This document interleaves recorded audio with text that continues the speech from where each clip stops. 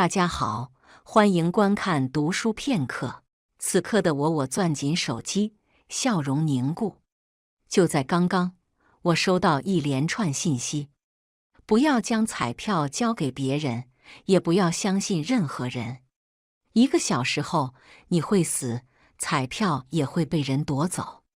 凶手就在这辆车上。我正好戴着耳机，对方的声音一字不落扎进耳里，仓皇急促，声声催命。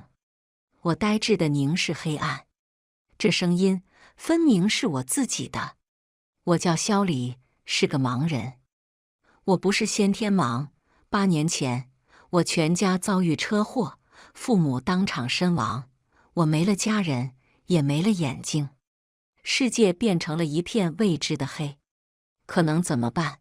生活不会因为我的倒霉就停止，我只能学习盲语，习惯日复一日的黑暗。好在上天网开一面，3天前我中了彩票特等奖，整整有3000万。这笔钱足够我去国外接受最先进的手术。今天就是我兑奖的日子。1分钟后，庄泽言会让你吃维生素，不要吃。语音发到这，戛然而止。下一秒，有人牢牢勾住我肩膀，我心脏控制不住的砰砰直跳。丈夫温柔的声音在耳边响起：“亲爱的，这是你今天的维生素，记得吃。”一股恶寒从脖颈直冲脑子，提醒：难道是真的？平日里的温言暖语，此刻仿佛成了催命符。我表面镇定地接过水杯，一饮而尽时，偷偷把药压在舌头下，然后趁着去厕所的功夫，把药立刻吐出来。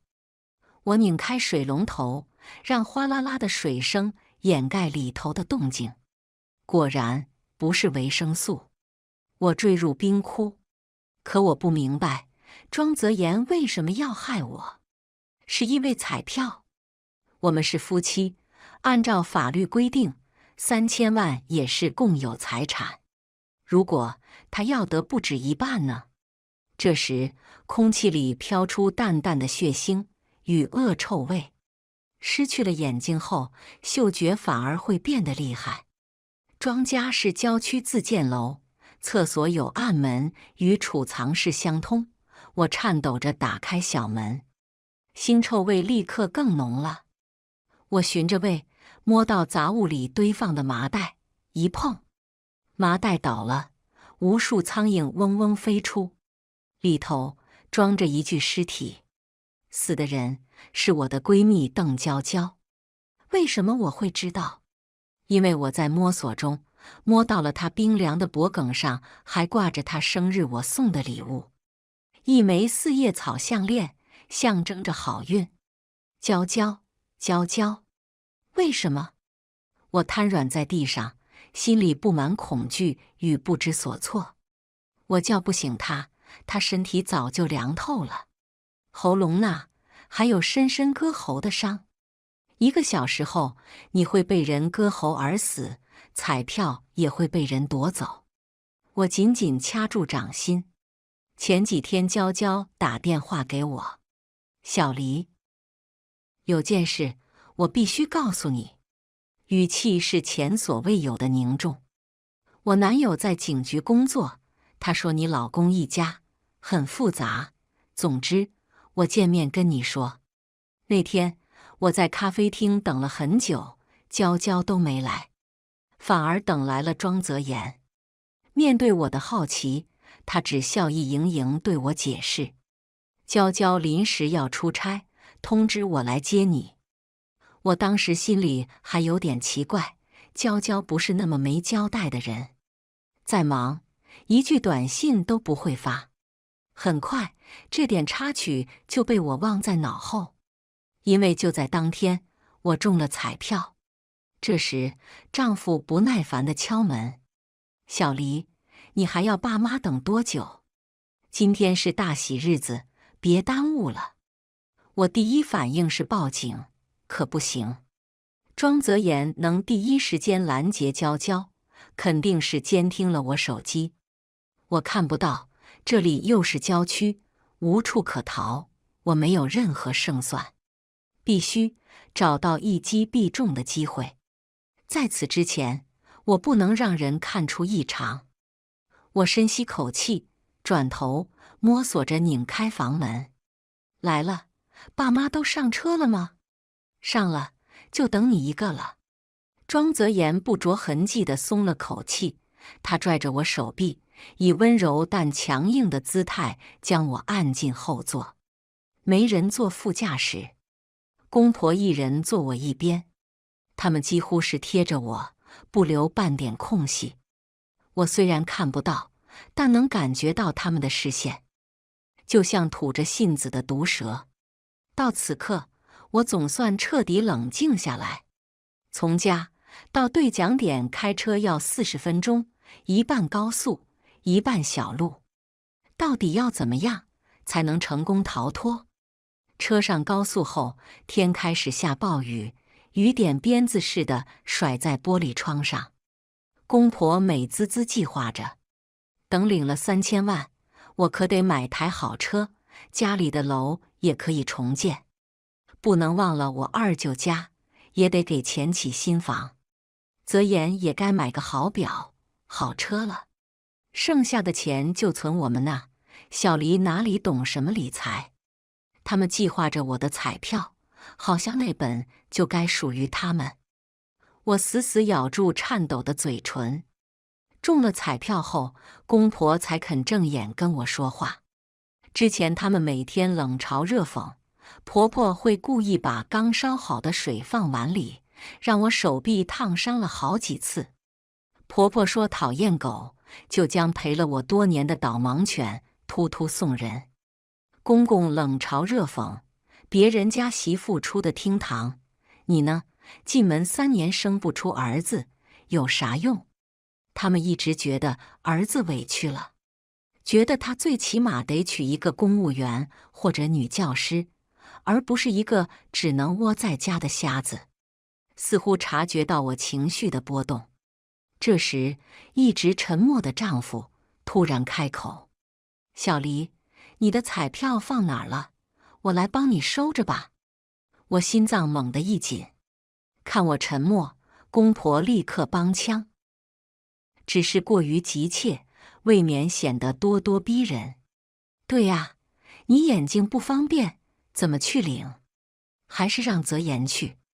一家人还怕我们给你弄丢啊？婆婆不耐烦，直接动手去翻我的包。我食指头紧紧交握，骨节都翻白了。爸妈，彩票不见了。我嘴巴颤抖，带哭腔说：“上车前明明还在的，是不是刚在休息区？妈陪我去上厕所，拿纸的时候，车猛地急刹车，轮胎摩擦过潮湿的路面，滑出刺耳的尖鸣，冲击力让我猛地撞上驾驶座。丈夫一言不发掉头，声音冷酷如冰：回去立刻找，找不到，今天谁也别想回去。我心跳如擂鼓，是的，我是故意的。彩票我早一步藏了起来，车上我一直注意听车载导航，然后故意在明德路口的休息站上厕所。我记得这个站隔壁有警察值班点。等车开出15分钟后，我谎称彩票不见了，这样既争取了时间，又有了逃生的机会。下车后，大家分头去找。公婆一走，丈夫用极低的声量在我耳边说：“小黎，你已经看到尸体了吧？”我惊出一身的冷汗。他发现了。我下意识要大声求助，可他下一句话让我呆愣住：“小黎，别费劲了，这里根本不是明德站。”一开始我就没按照导航走。我紧抿双唇，原来他没有按照车载导航走，就在这个休息区荒无人烟，这里根本没有警察。我颤抖着后退，可他死死拽着我，一路来到僻静的地方。泥地湿润，应该是休息区附近的半山腰。别怕，我不会伤害你，杀害娇娇的人不是我。他语气急促地按住我肩膀。小黎，接下来我说的是，请你一定要相信我，我爸其实是杀人犯。你听说过雨夜屠夫吗？我心底冒出一股恶寒。当然听过，这桩悬案是扎在所有巨世人心里的一根刺。20年前，凶手残忍地杀害了18名女性。被称为屠夫，是因为他喜欢将受害者百般欺辱后，开膛破肚，像对待牲畜那般。他作案时间还总在雨天，对，就是像就在一样的雷雨天。我牙齿上下打颤，再也装不下镇定。那跟娇娇有什么关系？你们为什么要杀她？结婚几年，公公在我这的印象就是谨小慎微，又爱贪便宜的小市民形象。这样的人会是连环杀人犯？我无法想象。丈夫长吁一口气。以前指纹与鉴定技术不先进，我爸才得以潜逃。你没发现吗？他有极其严重的洁癖，他憎恶那些欢场女子，认为她们肮脏。第一名受害者就是舞女，他将她们分尸。是的，公公当过屠夫。每次家里杀猪时，他的声音都会变得特别亢奋。他疑心很重，在我们手机上都装了监控。他觉得邓娇娇发现了异常，所以才痛下杀手。他的声音压抑且痛苦，我听不出半点虚假的情绪。他的身份，我也是最近才知道的。我小时候一直不懂，为什么我们总要搬家，为什么多年颠沛。小黎，我是真心要跟你过日子的。我爸拿到彩票后不会放过你的，但我一定会保护你，信我。庄泽言出现在我人生最灰暗的时候。那会我在学盲语，他来做义工，主动负责照顾我。盲文靠摸，他就不厌其烦地带着我去感知每一个字符。你可是名牌大学生，一定可以学会的。他爽朗的性格无疑给了我很多鼓励，让我重拾起生活的希望。在保险理赔过程中，也是他鞍前马后帮我，不然我怎么去应付那些繁琐的流程？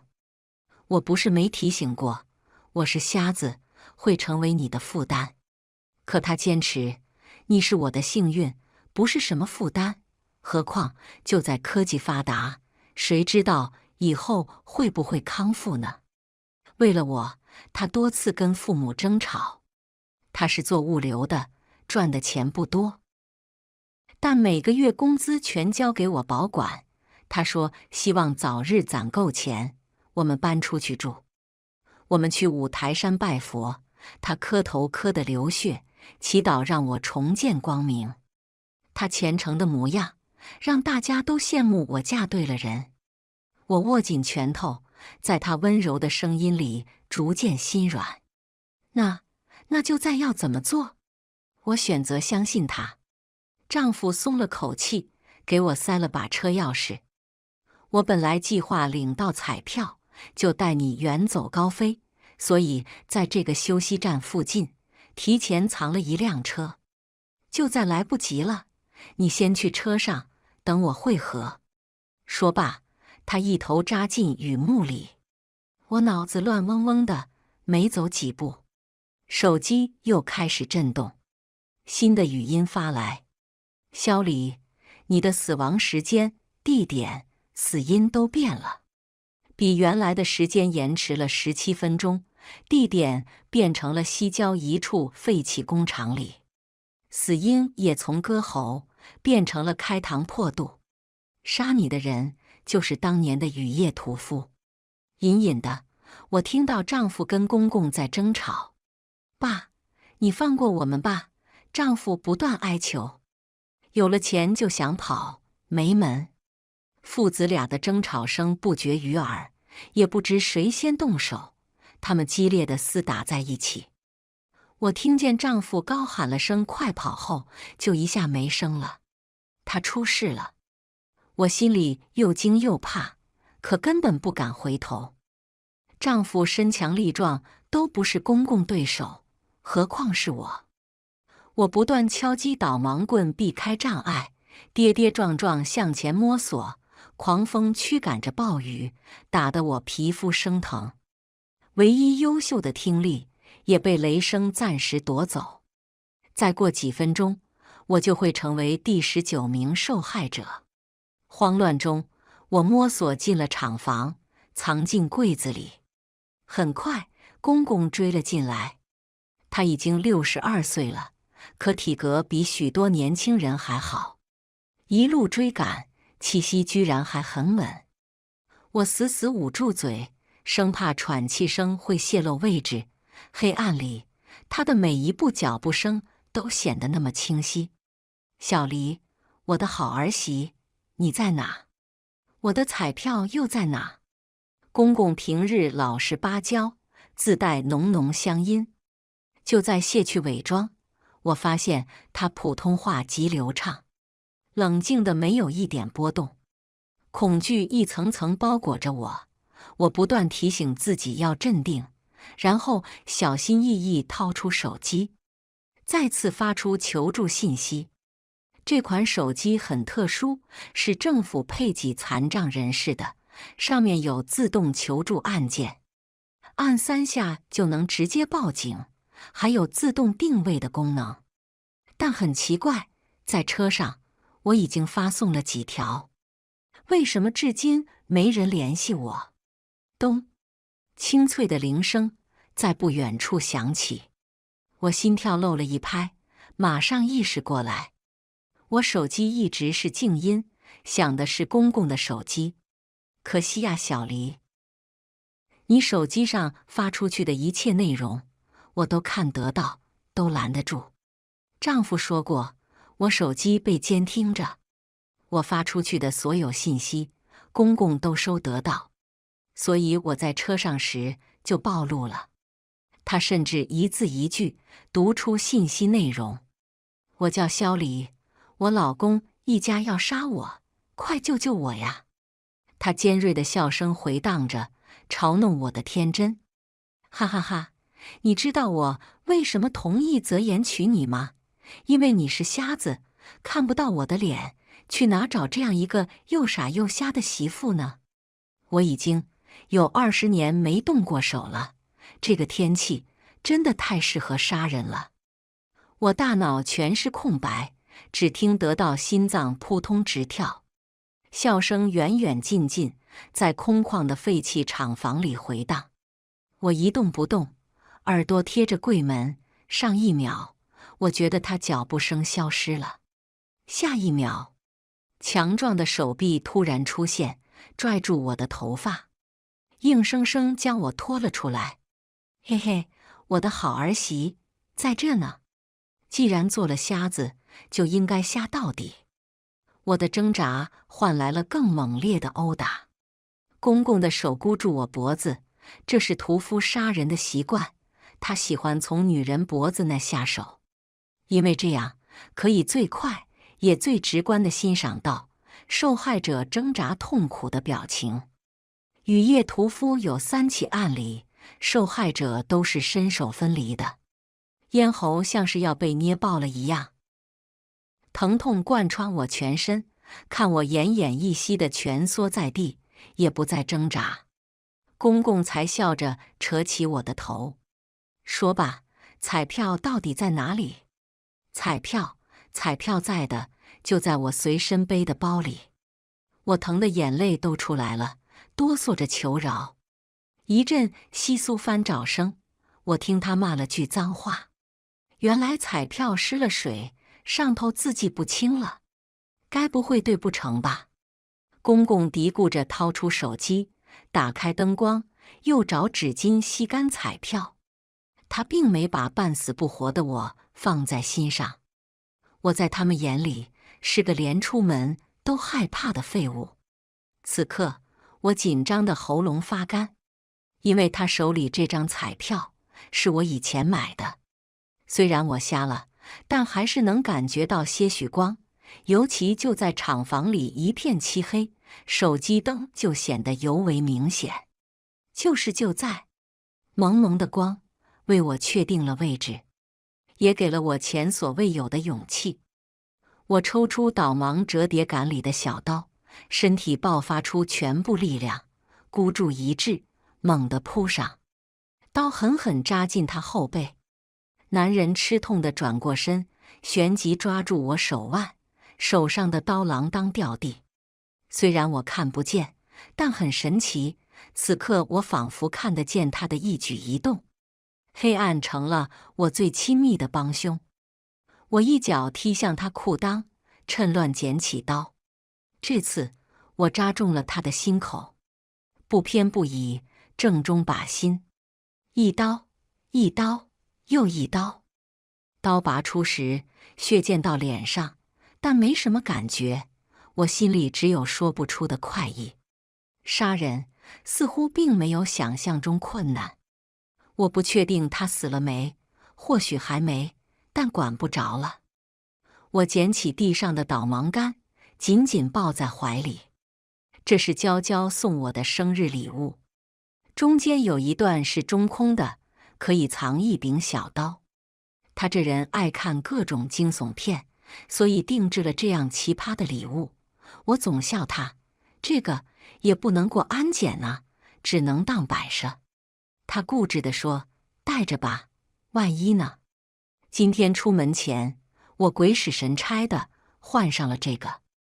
我送的四叶草没能给他带来幸运，可他送我的却救了我一命。雨未停，雷鸣声不绝于耳。就在这时，我听到了厂房外传来丈夫殷切蛊惑的呼唤声：“小黎，你在哪？你安全了，可以出来了。我们快去兑彩票吧。”他受了伤，声音虚弱的透过雨幕，断断续续传来。我想回答他的，可我有低血糖，刚刚的殊死搏斗让我满身虚汗，接近虚脱，腿都是软的。周围响起窸窸窣窣的搜找声，喊了几声，见没人回，丈夫一改病弱口吻：“不在这，赶紧去别处再找找，他走不远的。”我全身一颤，劫后余生的喜悦瞬间冻结住。他在对谁说话？接着，一个女人开口：“别真被你爸杀了，还需要骗他去领奖的，不然容易引起怀疑。”谁不知道？可他太久没玩过了，我就怕他按捺不住，把人玩死了。女人有些烦躁：“3000万，少一个人，我们就能多分一份。你爸就是个惹事的，留他做什么？让萧离跟他同归于尽才好。”轻飘飘的话让我的世界开始坍塌。我死死捂住嘴，拼命压住鼻腔里混乱的呼吸。雨水刺骨冰凉，而我落下的眼泪是滚烫的。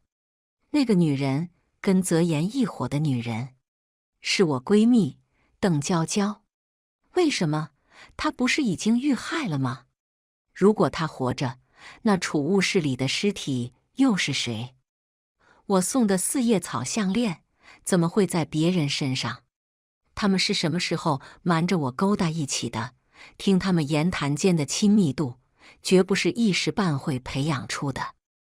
我死死用指甲掐住掌心，也不知道藏了多久，两人脚步声渐行渐远，直到外头除了雨声，听不到任何动静。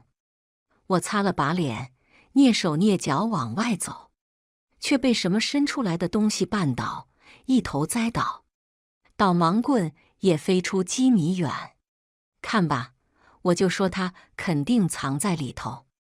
我肝胆俱裂，他们根本没有走。在邓娇娇刺耳的笑声中，丈夫蹲下身，看似心疼地摸了摸我脸上淤伤。怎么那么不小心呢？小黎，原来他的目的是一箭双雕，借我的手除掉公公。他受够了被公公控制的日子，更不想将3000万交出。他故意让我看到尸体，要我去举报。我想让你惹怒爸爸，他只要杀了你，我就能报警，大义灭亲，一口气除掉2个，这笔买卖我稳赚不赔。不过小看你了，居然把我爸整死了，真是得感谢你啊！他一只手轻松掐住我的脖子，提小鸡似的把我拎起来。我疯狂挣扎，甚至死死咬住他手臂，牙齿刺破皮肉，我满嘴血，仍不撒嘴。疯女人，丈夫扇了我一巴掌，将我摔回地上，狠狠踹上几脚解恨。5脏6腑好像移了位，我疼得蜷缩成一团。他们开始计划如何布置救场。公公对瞎子儿媳起色心，雨夜行凶，结果被媳妇反杀。这标题怎么样？这是邓娇娇出的主意。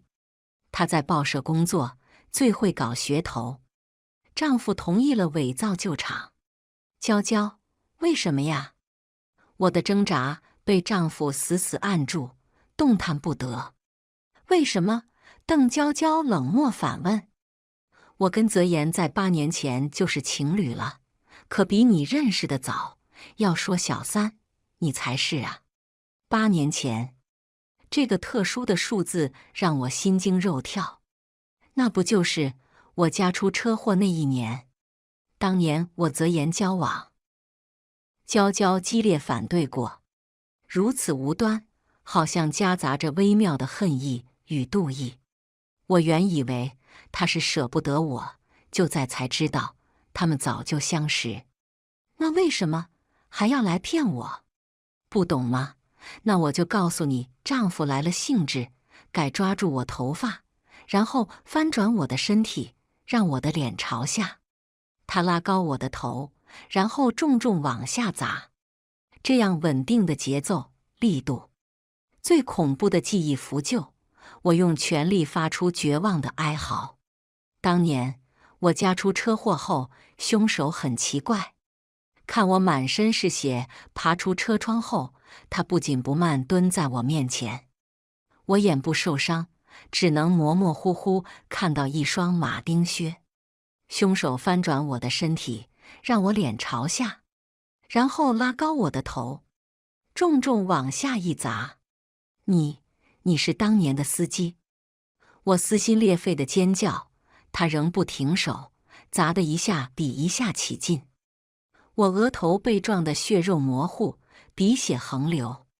尘封的记忆再度浮就。那天是我保研成功的日子。很快，我就要进入全国最顶尖的医学院。谢师宴后，我们一家3口开车回家。那晚雨很大，又是郊外，迎面一辆大货车失控了。我家的轿车被撞翻进沟里。货车司机拿走了车上的记录仪，擦除了所有指纹。那会，我还不知道自己是连环杀人犯的儿子。我当时只有一个想法：你死了，就没有人指证我。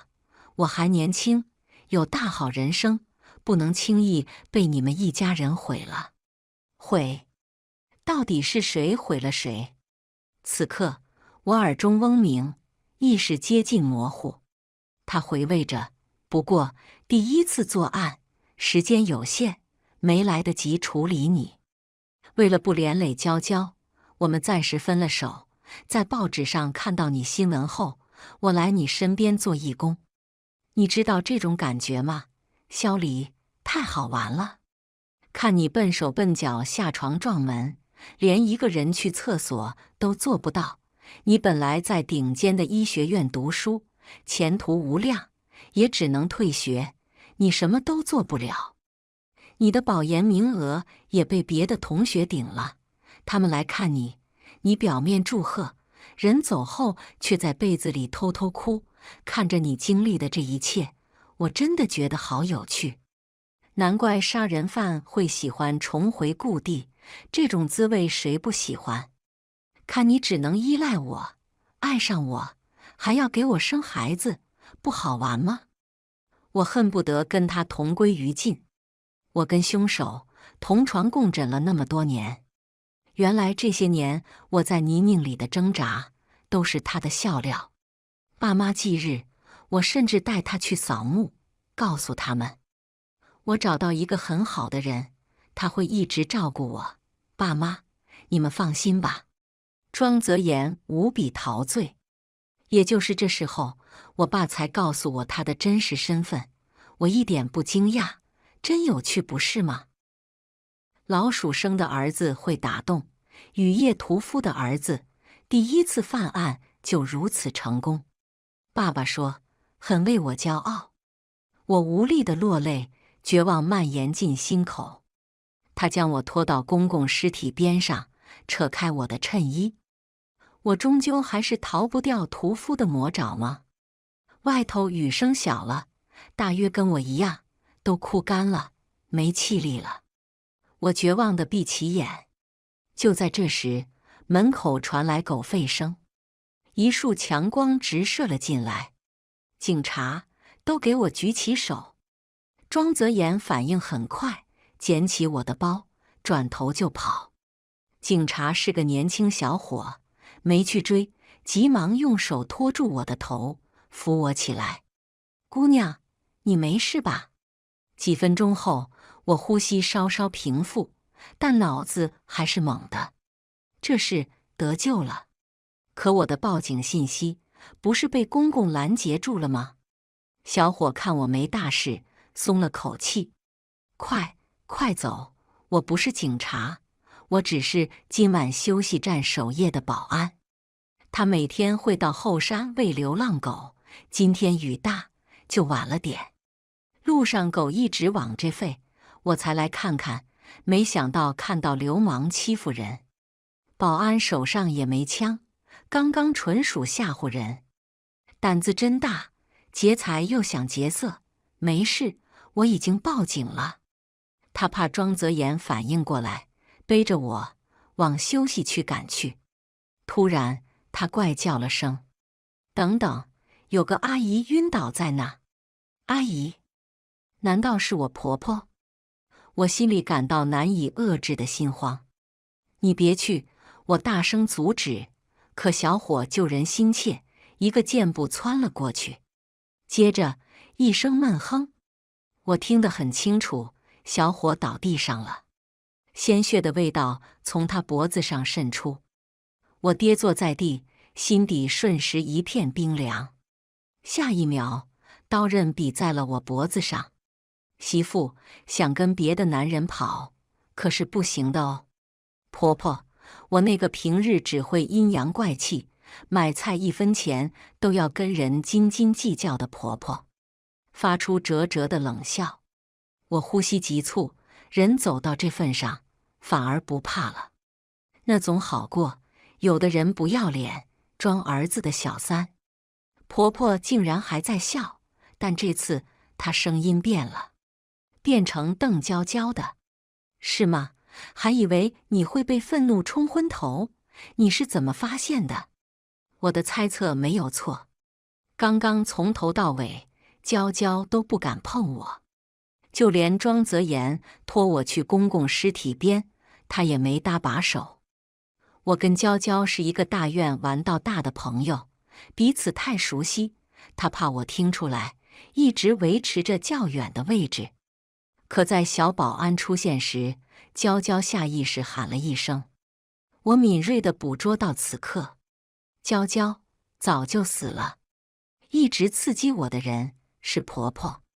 所有事在脑子里串联起，濒死之际，我想明白了一件事：20年前，为什么警方倾尽全力，几乎将巨石翻了个遍，都没能找到凶手？因为他们找错了方向。雨夜屠夫一直都有2个人，当年的18名受害者全是夜晚孤身回家的女性。警方侧写，屠夫可能从事过司机、商贩、清洁工等工作。他们调查了全市的出租车司机，却一无所获。因为作案的车是我婆婆开的，她是当年少有的拿出租车证的女司机。你负责开车，女性看到女司机，心里会放松警惕，但他们不知道，屠夫就躲在车尾箱。你负责骗，他负责杀，你们是双人作案。我的心脏猛烈地跳动起来。婆婆大方承认了：是啊，我图钱，他图色，我们合作密切。可这个老不死的，居然敢在外头养别的女人，还打算拿了彩票钱就踹了我。既然这样，那就别怪我狠心。鸟为财死，他们也不例外。那20年前，你们为什么突然停手？我不解。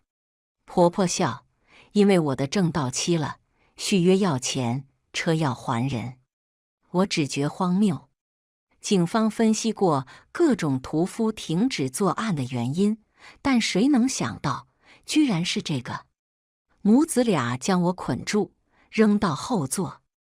我藏在车地毯里，彩票也被找到了。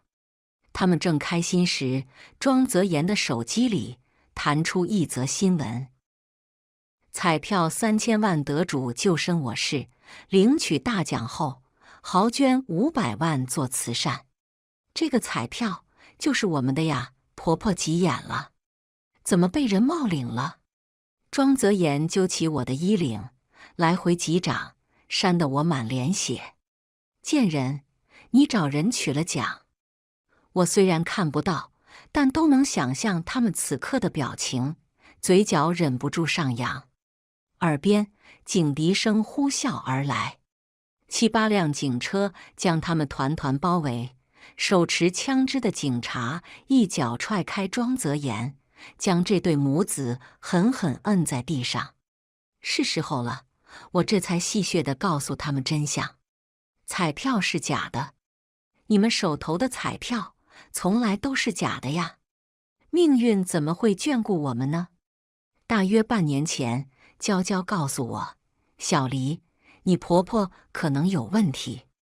雨夜屠夫杀害了18位女性，娇娇的妈妈就是其中之一。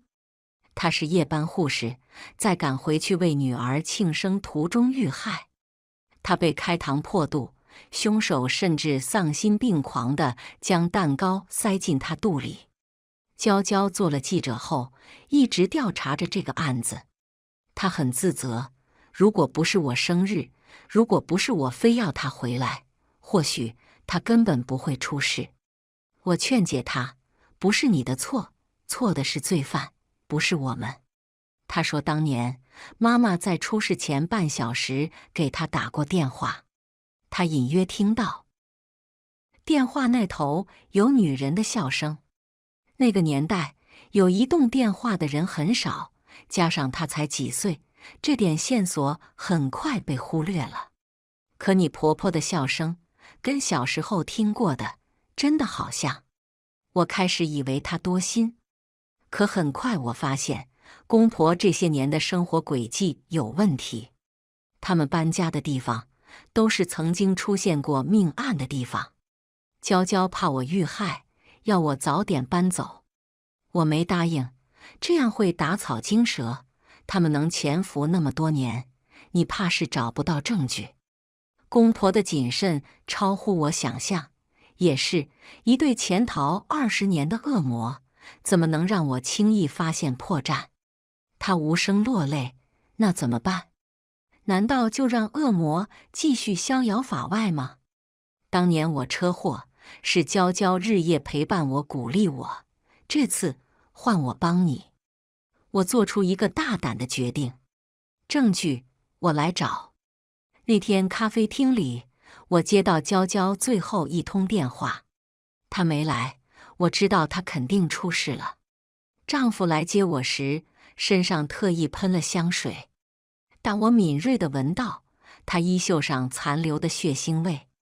走出咖啡厅需要28步，最后一步时，一个计划成型。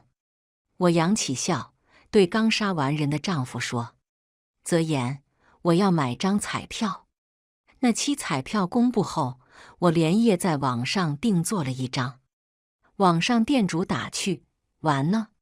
我说：“对。”给家里人一个恶作剧惊喜。店主：“放心，给你仿的真的。”我咬紧牙关，对着黑暗起誓：“娇娇，如果没证据，那我就来做那个证据吧。”我的项链里藏着个小小的摄像头，记录着所有的一切。恶贯满盈的雨夜屠夫终于落网。宣判那天，18名受害者家属全部到场，那个好心的小保安也出院作证。这是一场特殊的审判，受害者的父母、子女、爱人出庭，他们捧着当年家属的照片，等着最后宣判。我座位边摆着爸妈、娇娇母女的照片，我看不到，但我希望他们可以。在所有人的等待中，法锤落下，是死刑。3个人都是死刑。庄泽言做着最后挣扎，将一切推到父母身上，还故作可怜地讲述自己的童年是如何被父母虐待，才导致自己性格扭曲的。他声泪俱下的后悔：“小黎，我是爱你的，你原谅我吧。我出庭作证时就说过，你酒驾撞了我家，当时我爸妈还有气，你如果第一时间报警，救起他们，那他们不会死，我也不会瞎。可你选择的是灭口，弄瞎我。至今为止，你对受害者家属有过一丝丝愧疚吗？你的伪善曾骗过我，但我很庆幸，法律不需要你的忏悔，我也不需要。请不要为自己邪恶的本性找借口了。”宣判这天是立冬，阖家团圆吃饺子的好日子。走出法庭，脸上冰冰凉凉的，我抬头，是雪花吧？我闭起眼，真好。后来我收到一笔钱，是那些受害者家属捐赠给我的，他们真心祝福我能重获光明。他们怕我不好意思，特意用盲语写了一段话，请带他们看看这个世界吧。我接受了他们的好意，手术很成功，我的视力也逐渐恢复，我能重新看到世界的模样，我真的走出那个泥泞的黑夜了。有好事者曾问我：“你不好奇庄泽言的样子吗？”我笑了笑，说并不好奇。一场噩梦，不必记得。从今天起，才是我的新生。